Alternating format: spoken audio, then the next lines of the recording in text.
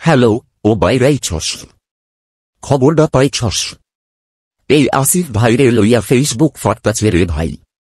আরে ভাই, ফেসবুকে ঢুইক্কা দেখলাম পিস্তলের ম্যাগাজিন নিয়া বিমানবন্দর ঘুইরা বেড়াইছে, কয় ভুল হইছে। এইটা কি ভুল রে ভাই?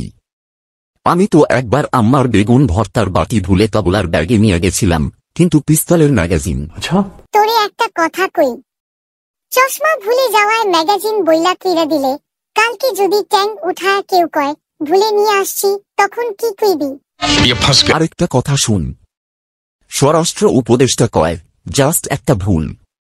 ভাই রে ভাই, আমারে যদি পুলিশে ধরে আমি কিলাম ভুল করে আর পিজি লইছি, তখনও কি ছাড়ব?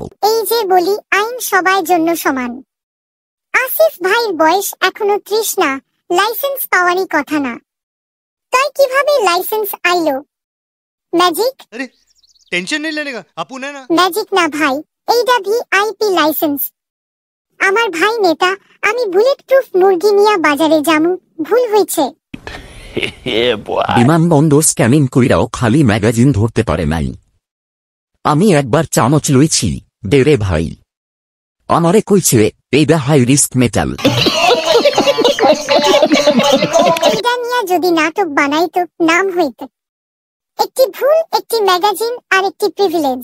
আর আমি বানানো গান। চশমা ভুলে যাইতে পারে, ম্যাগাজিন যায় কেমনে? ভুল হইলে ভুল মাফ নাই, সাধারণ লাইনে।